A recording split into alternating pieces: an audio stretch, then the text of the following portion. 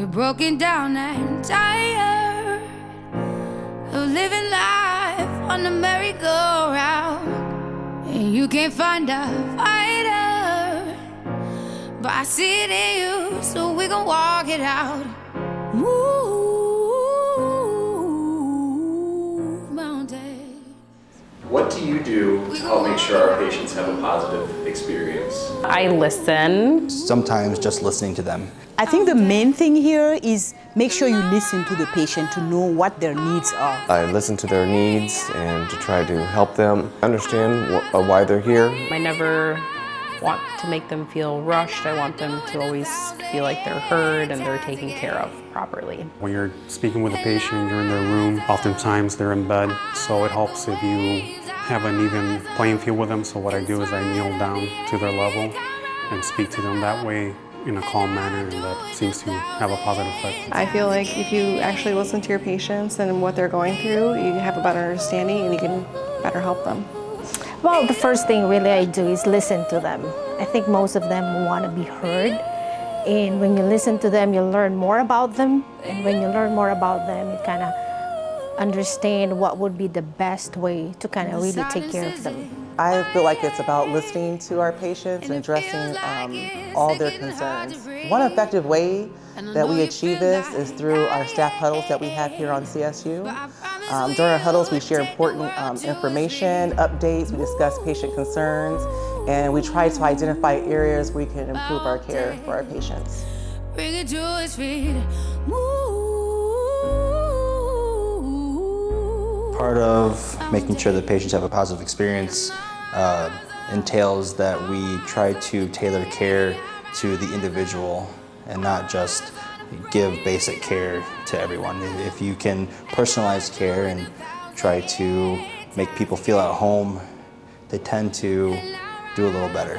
What I do is I treat every of my patients as a unique being, so I try to make sure that I take care of them as an individual. Every patient will require different needs because every patient is unique, and we like to provide holistic, individualized care.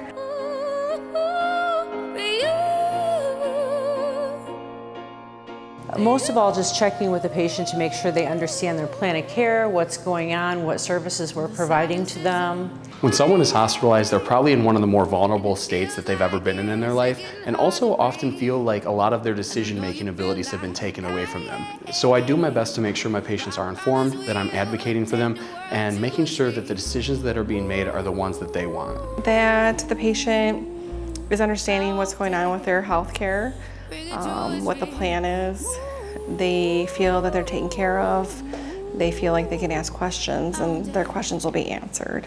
Usually what I like to also do is to ease their anxiety, because the hospital environment, it's usually a tense place, coming in sick and all that, so they have a lot of anxiety. So I try to make them feel relaxed, introduce myself and tell them about what we're gonna be treating them for.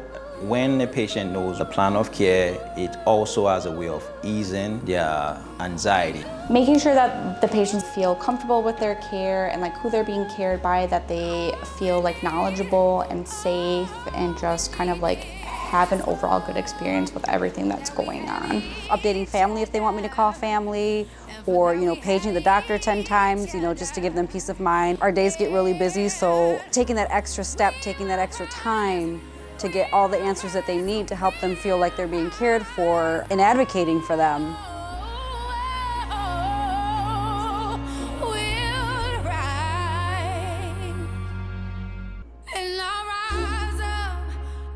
We work as a group, as a team. If one of us are struggling, we all help each other. Everyone walks around with a smile. Everyone is very helpful, quick to jump up to make sure that people's needs are met. Not just the patients, but each other.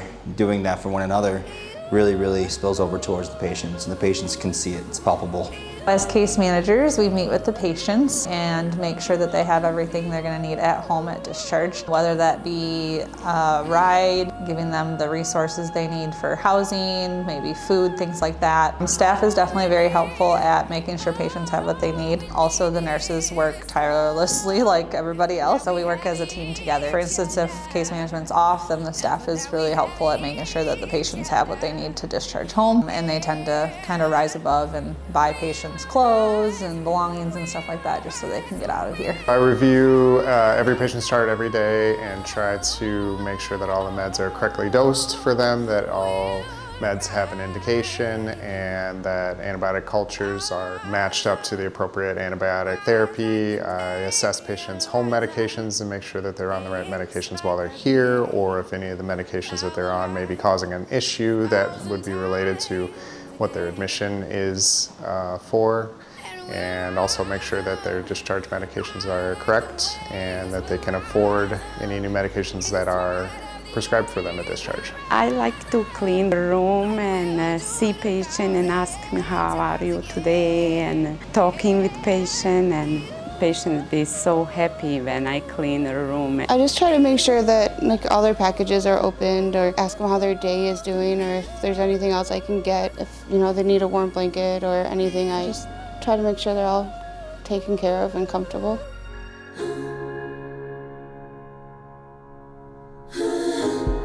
Try to bring home to them. A lot of them don't have visitors coming in every day, and just being there and talking to them and asking about their day or what they do outside of the hospital, or what their day-to-day looks like, brings a little bit of a smile to their face, because it makes them see that we actually care about what their lives are like when they're not in the hospital, because being in the hospital can be very hard on our minds, and we can be pretty depressed, and just being able to ask them or being there for them can make their hospital stay a little better.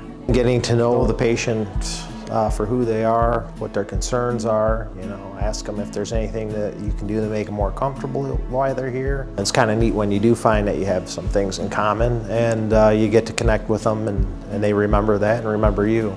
Make them feel normal, like they're not in the hospital, more like they're just being taken care of. Make them feel like humans, really, not like they're just patients.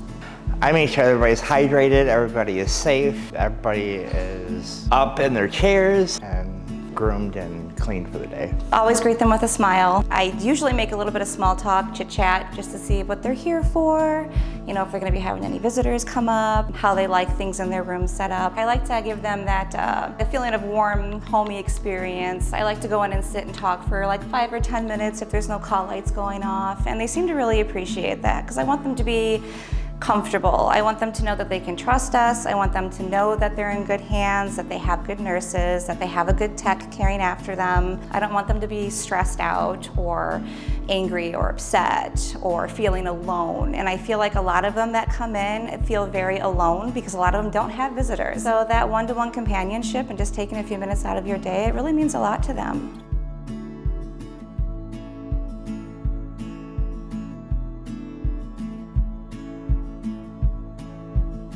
My go-to point that I like to make with all the staff every week, all the time, is kindness. I don't think you can beat kindness with any tool that we have available to us. Anything that we do, if we do it in kindness, it goes a long way for our patients, and I think they really appreciate it. Nobody really wants to be here.